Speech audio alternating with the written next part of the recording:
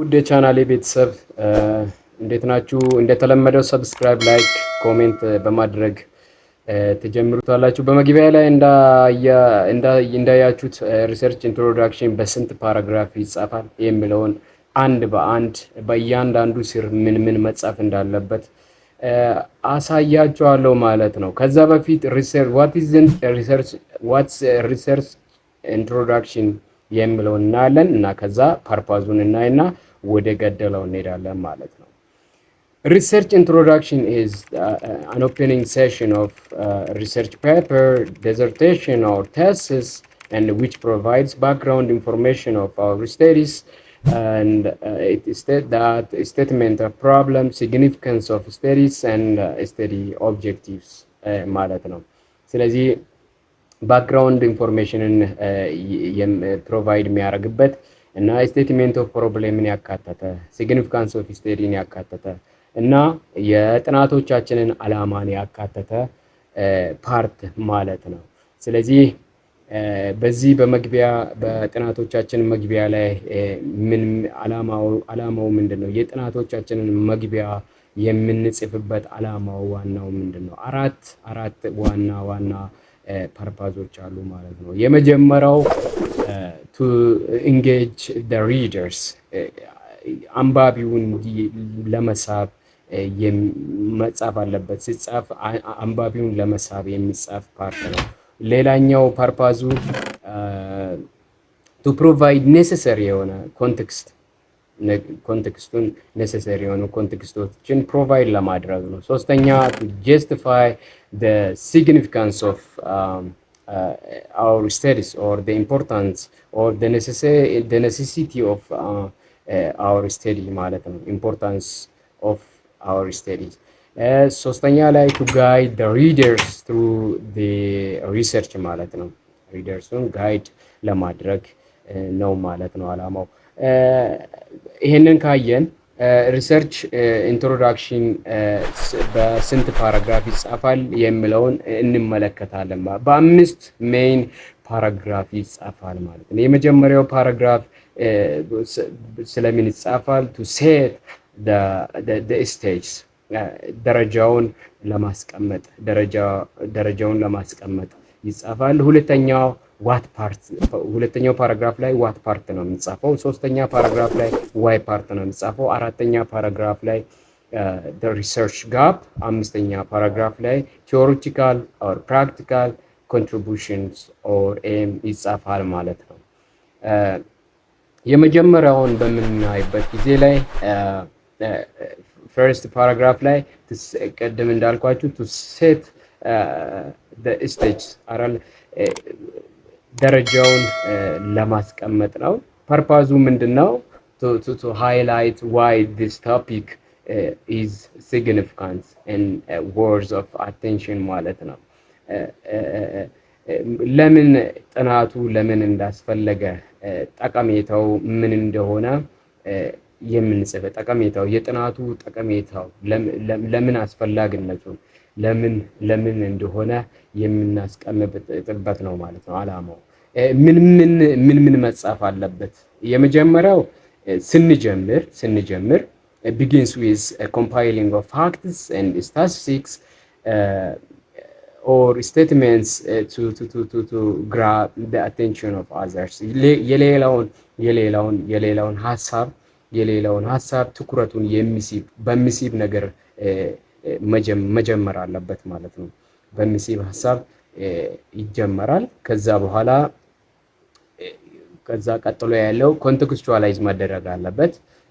አውዳዊ ከቶፒካችን ጋር አውድ ያሉ ነገሮችን መጻፍ አለብን።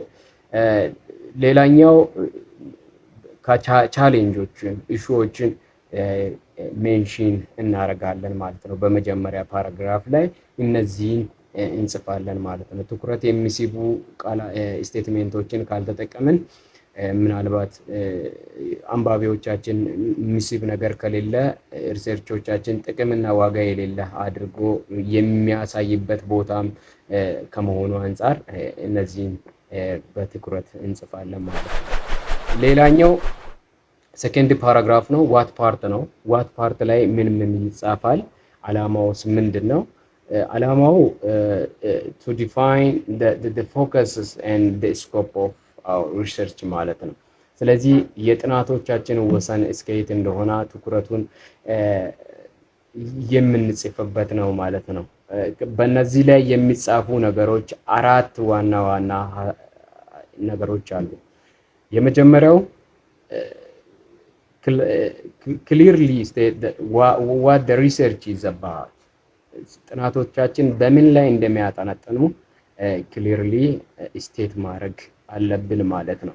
ሁለተኛ ምንድነው የሚታወቀው፣ ምንድነው የማይታወቀው ስለ ጥናቶቻችን የሚሉ ነገሮች ቀጥሎ መቀመጥ ዲስኬስ መደረግ አለበት። ግልጽ በሆነ መልኩ ዲስኬስ መደረግ አለበት። ሶስተኛው ቫሪያብሎች፣ ቴሞች ኮንስትራክት አይደንቲፋይ መደረግ አለበት። ቫሪያብሎቹ፣ ቴሞቹ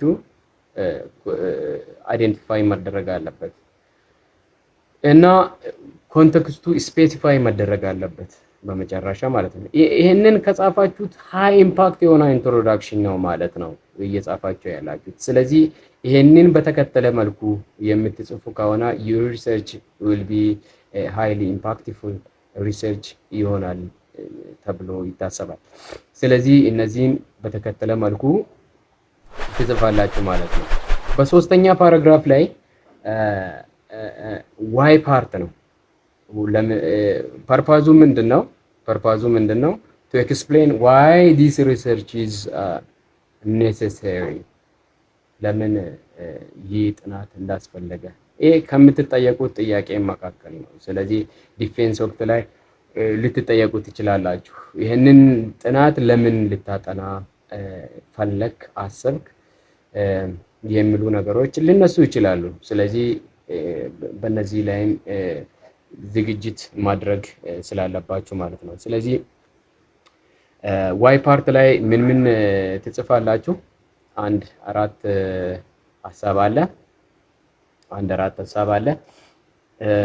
የመጀመሪያው you need to justify for the study based on theoretical or practical or societal gap ላይ ቤዝድ ሆኖ ነው ወይ የሚለውን ነገር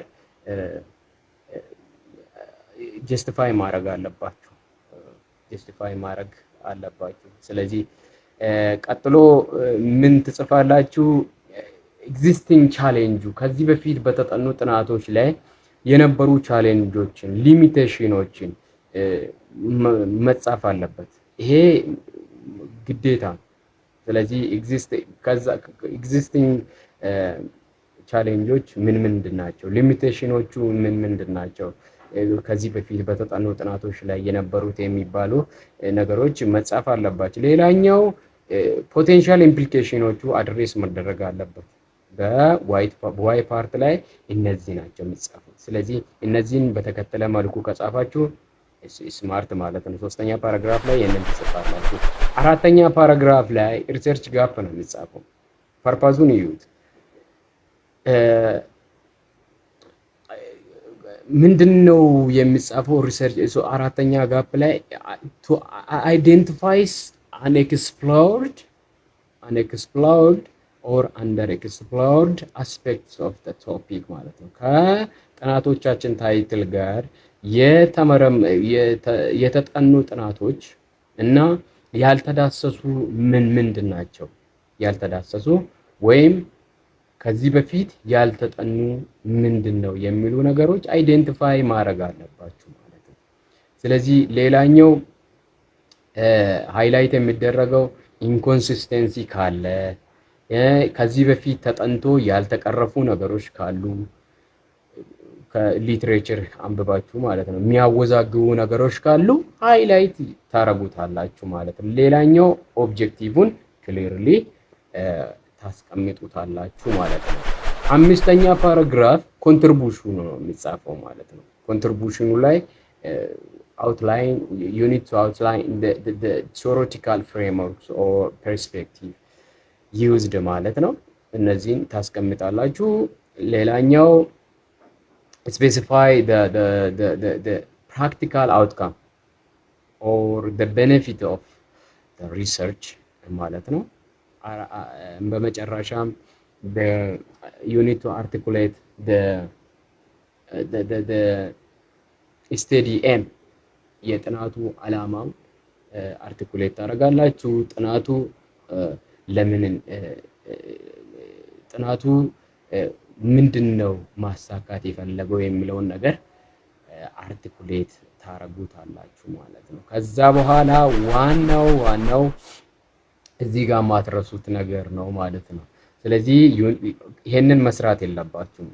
don't start with vague or generic statements that lacks the impact ተጽዕኖ ማፍጠር የማይችሉ ተጽዕኖ ማድረግ ፎከስ አቴንሽኑን መሳብ የማይስቡ በነዛ መጀመር የለባችሁም። በማይስቡ ስቴትሜንቶች መጀመር የለባችሁም ማለት ነው። ሌላኛው don't overload the introduction with excessive background detail background detail excessive የሆኑ ነገሮች ኢንትሮዱስ አይደረግም፣ ኦቨርሎድ አይደረጉም። ሌላኛው don't introduce too many concepts without clear connections ማለት ነው። ያለም ግልጽ የሆነ ግንኙነት የሌሉ ነገሮችን ብዙ ኢንትሮዱስ ማድረግ ተገቢ አይደለም። ሌላኛው እና መጨረሻ ማትረሱት ነገር ሪሰርች ጋፕ ሳትጠቅሱ ሳይጻፍ መቼም ቢሆን አይዘለልም ማለት ነው። ስለዚህ ሪሰርች ጋፕ ኢዝ ወሳኝ ነው። በመጨረሻም ሪሰርች ኢንትሮዳክሽን በስንት ቃላት ብዛት ይጻፋሉ የሚለውን ልንገራችሁ። ከስም ቅድም መግቢያ ላይ እንዳወራው